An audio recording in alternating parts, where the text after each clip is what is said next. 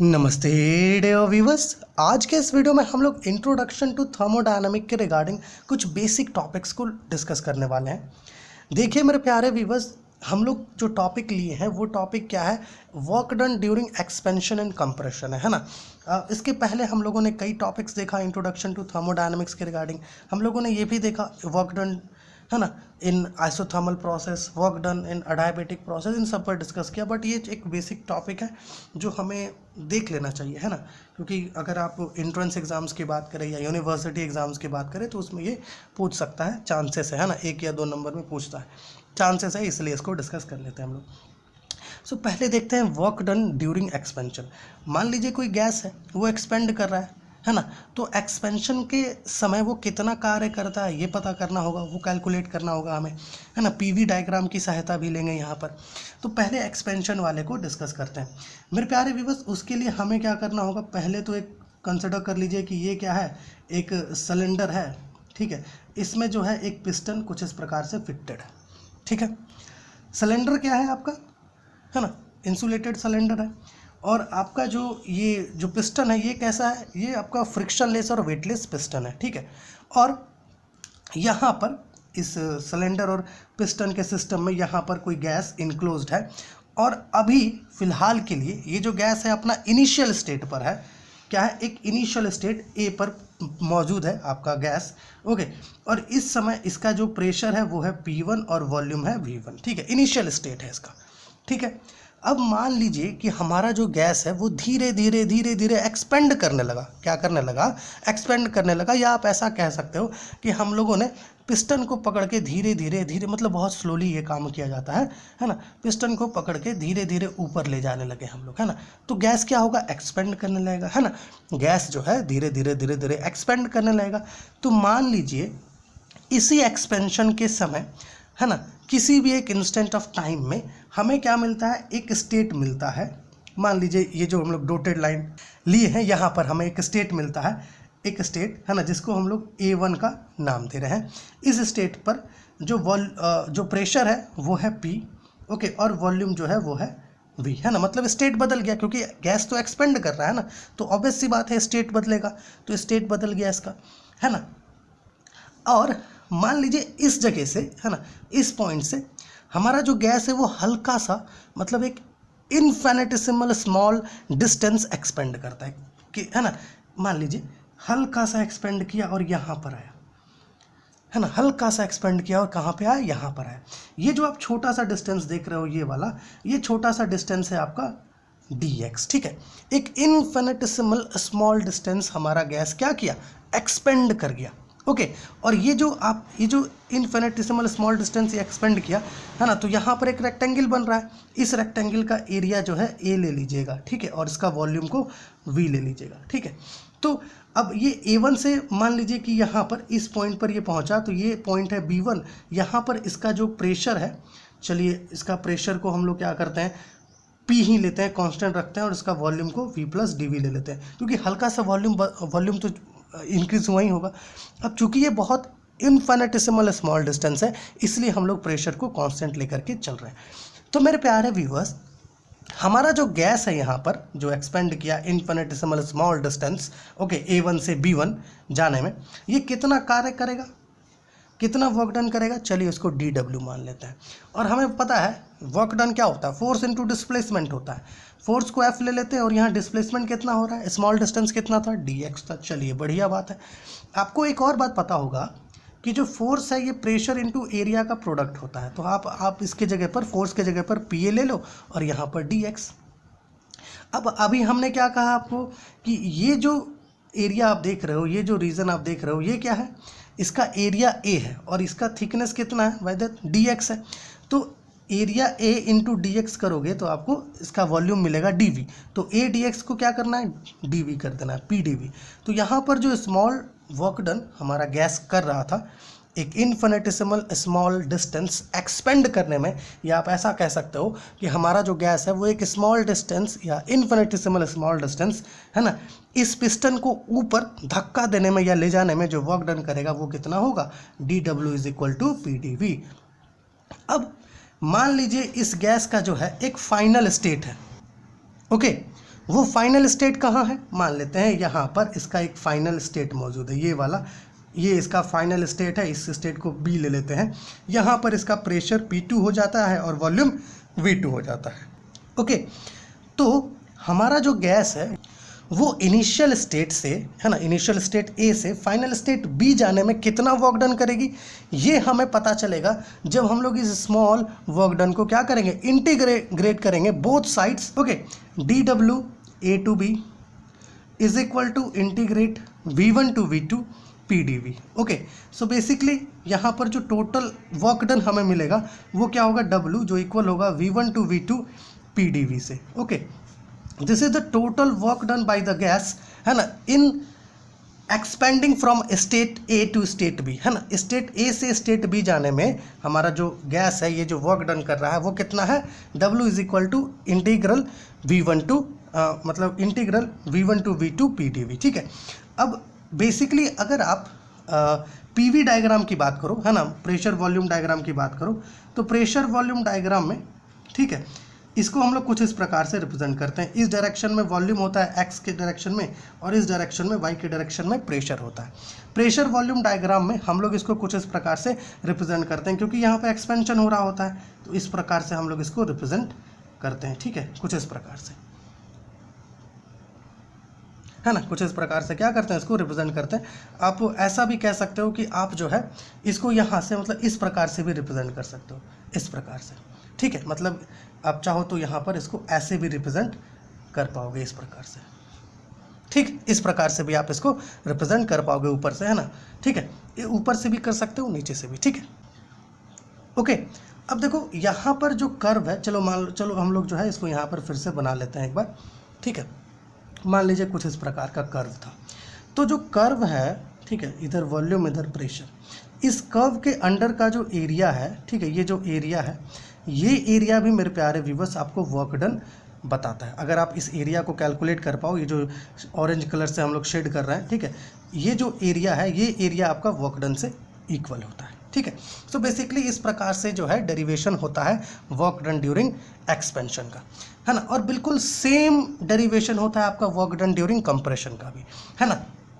Okay, समझ पा रहे हैं। इस केस में भी अगर आप सिलेंडर और पिस्टन का सिस्टम कंसिडर करो, तो यहाँ पर क्या था, पिस्टन ऊपर जा रहा था, है ना, मतलब क्योंकि गैस एक्सपेंड कर रहा था।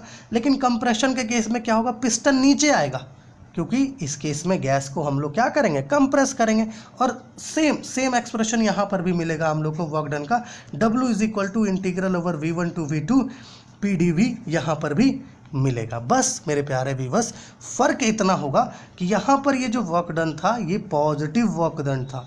ओके, बट यहाँ पर कंप्रेशन के केस में जो आपको वर्क डन मिलेगा वो नेगेटिव वर्क डन होगा, है ना, नेगेटिव वर्क डन होगा, क्योंकि कंप्रेशन के केस में क्या हो रहा है, गैस जो है, गैस इस पर वर्क डन किया जा रहा है ना, इसको कंप्रेस किया जा रहा है हमारे द्वारा, हम लोग गैस पर वर्क कर रहे हैं। लेकिन एक्सपेंशन के केस में क्या था कि जो गैस है वो वर्क कर रही थी, वो पिस्टन को ऊपर की तरफ धक्का दे रही थी, है ना, इसलिए यहाँ पर जो वर्क डन है वो पॉजिटिव होगा एक्सपेंशन के केस में, और कंप्रेशन के केस में वर्क डन नेगेटिव होगा। सेम प्रोसेस से क्या कर सकते हो, आप ऑब्टेन कर सकते हो। ठीक है ना, आप एक बार ट्राई करोगे।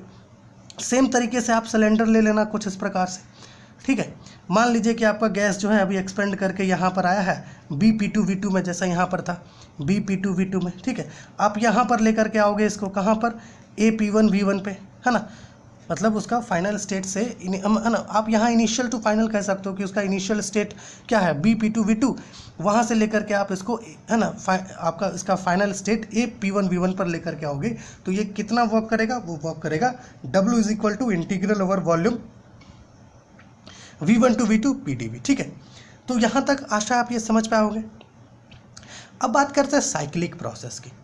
साइक्लिक प्रोसेस में नेट वर्क डन कितना होगा, है ना, आपको पता है साइक्लिक प्रोसेस, है ना, साइक्लिक प्रोसेस एक ऐसा प्रोसेस है जिसमें सिस्टम जो है डिफरेंट स्टेट्स से होते हुए अपना इनिशियल स्टेट पर पहुंचता है, आपको पता है ना। मान लीजिए कि यहाँ पर यहाँ देखिएगा, यहाँ पर क्या हुआ कि जो सिलेंडर है, मतलब जो गैस है, वो एक्सपेंड होकर के अपने फाइनल स्टेट पर पहुँचा, और गैस कितना वर्क डन किया, गैस वर्क डन किया आपका W is equal to integral V1 V2 PdV। ठीक है, चलिए यहाँ तक ठीक। है ना। अब गैस जब एक्सपेंड कर गया तो हम लोग क्या करेंगे, इसको कंप्रेस करेंगे, तभी तो ये इनिशियल पोजीशन ए पर वापस पहुंचेगा। तो फिर ये बी से ए तक आने में कितना वर्क डन करेगा, इतना वर्क डन करेगा, और ये वर्क डन पॉजिटिव है और ये वर्क डन नेगेटिव में आएगा। Integral V1 to V2 PdV, ठीक है। अब अगर आप यहाँ पर नेट वर्क डन पता करो मेरे प्यारे व्यूअर्स, तो इन दोनों की मदद से नहीं निकल पाएगा, है ना, क्योंकि इंटीग्रल्स है, इसके लिए कुछ वैल्यूज हमें पता होना चाहिए। तो इसके लिए हम लोग क्या करेंगे, प्रेशर वॉल्यूम डायग्राम को कंसिडर करेंगे, PV डायग्राम को कंसिडर करेंगे, ठीक है। मान लीजिए कि इस डायरेक्शन में वॉल्यूम है, इस डायरेक्शन में प्रेशर है ना। ये जो कर्व है आपका, ये कर्व एक्सपेंशन का कर्व है, ठीक है, एक्सपेंशन का कर्व है, वॉल्यूम इंक्रीज हो रहा है। और यहाँ पर, यहाँ से यहाँ तक जो कर्व जाएगा, ये जो कर्व है आपका, ये कर्व है आपका कंप्रेशन के लिए, ठीक है, क्योंकि इसमें वॉल्यूम डिक्रीज करेगा।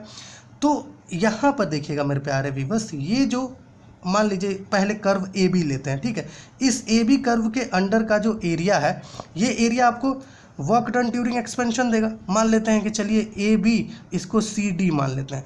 तो ये जो, इसको W1 ले लीजिए, इसको W2 ले लीजिए। तो W1 आपका किससे इक्वल हो जाएगा, area under the curve AB से, मतलब है कि एरिया ऑफ ABCD से इक्वल हो जाएगा, है ना। अब नेट वर्क डन कैसे पता चलेगा, है ना, जब हम लोग ये जो एरिया है ABCDA को माइनस करेंगे किससे, ABCDA, सेम ही लगभग एरिया आएगा दोनों का ही, है ना। तो सेम ही नहीं, मतलब एरिया डिफरेंट आएगा, बस सिंबल यहाँ पर सेम आ जाएगा, ओके। तो यहाँ पर इसका भी जो एरिया है वो बिल्कुल सेम तरीके से होगा। तो यहाँ पर लिख सकते हैं हम लोग एरिया ऑफ ABCDA, ठीक है। आप इसमें से इसको माइनस करोगे तो आपको ये वाला शेडेड रीजन मिलेगा, और ये जो शेडेड रीजन है, ठीक है, एरिया ऑफ शेडेड रीजन, ठीक है, ये जो शेडेड रीजन है, ये शेडेड रीजन आपको नेट वर्क डन देगा इस साइक्लिक प्रोसेस में। यहाँ जो साइक्लिक प्रोसेस हो रहा है, इस साइक्लिक प्रोसेस में ये क्या करेगा, आपको नेट वर्क डन देगा। ये जो कर्व था AB, ठीक है, ये जो कर्व है AB, इस कर्व AB के अंडर, ठीक है, समझ पा रहे हैं, जो कर्व है उसका एरिया इतना है, ठीक है। और यहाँ से जो कर्व BA जा रहा है, BA, ठीक है, यहाँ पर इसको AB ना करके BA कर दीजिए तो ज़्यादा बेहतर होगा, BA, ठीक है, BA कर्व होगा ये। और यहाँ जो एरिया बनेगा वो ये एरिया नहीं होगा, चलिए हम लोग इसे हल्का सा यहाँ मिस्टेक हुआ है, BCDA होगा, ठीक है, आप ऐसा कह सकते हो BCDAB, ठीक है, ये आपका एरिया होगा यहाँ पर, ठीक है। तो माइनस जब आप करोगे पहले वाले से दूसरे वाले को, ठीक है, तो आपको जो है ये शेडेड रीजन का एरिया मिलेगा, और यही एरिया आपको नेट वर्क डन इन साइक्लिक प्रोसेस देगा, ओके। सो ये क्या है, छोटा सा एक review, work done during expansion, compression and cyclic process, okay. अब थोड़ा सा साइन कन्वेंशंस को भी समझ लीजिए मेरे प्यारे व्यूअर्स। साइन कन्वेंशंस, है ना, देखिए यहाँ पर बेसिकली पहले वर्क डन के लिए साइन कन्वेंशन को थोड़ा समझ लीजिए।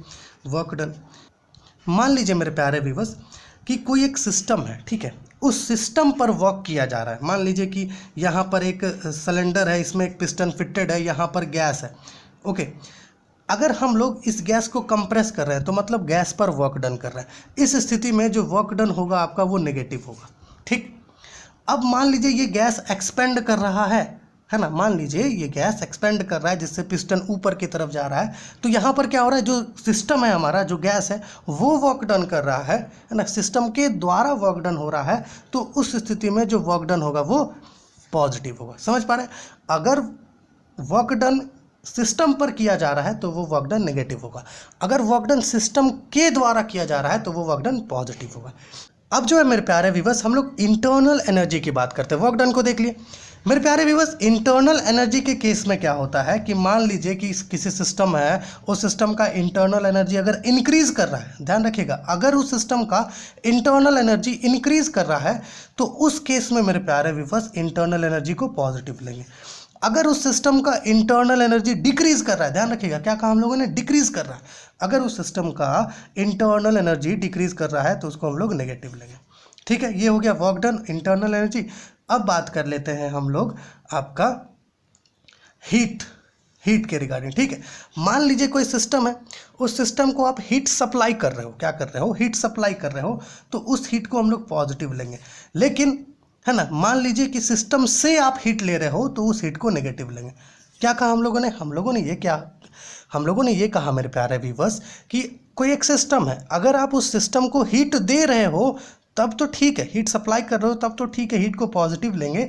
लेकिन अगर उस सिस्टम से ही हीट ले रहे हो तब हम लोग उस हीट को नेगेटिव लेंगे। ओके, तो बेसिकली मेरे प्यारे व्यूअर्स हम लोगों ने यहाँ पर work done during compression, expansion, cyclic process को डिस्कस किया। ओके, आशा है आप ये समझ पाए होंगे साइक्लिक प्रोसेस वाला। इसमें क्या है, हम लोग नेट वर्क डन पता करते हैं कि कितना वर्क डन साइक्लिक प्रोसेस में हुआ है, क्योंकि कोई भी एक सिस्टम जो है वो इनिशियल स्टेट पर वापस पहुंचता है, साइक्लिक प्रोसेस में वापस जाता है साइक्लिक प्रोसेस में। इसलिए पहले हम लोग क्या किए, पीवी डायग्राम की मदद से है ना वर्क डन ड्यूरिंग एक्सपेंशन निकाले, जो एरिया अंडर द है ना अंडर द कर्व, ये जो कर्व ए भी था इसके अंडर का। उसके बाद फिर हम लोग क्या किए, area under the curve B A पता किए, है ना, जो आपका बता रहा था वर्क डन ड्यूरिंग कंप्रेशन। ठीक है, फिर area under the curve A B में से area under the curve B A minus किए, तो हम लोग को एक शेडेड रीजन मिला, ये वाला। ठीक है, वो शेडेड रीजन हम लोग को नेट वर्क डन बताता है साइक्लिक प्रोसेस में। ओके, और साइन कन्वेंशंस को हम लोगों ने डिस्कस किया।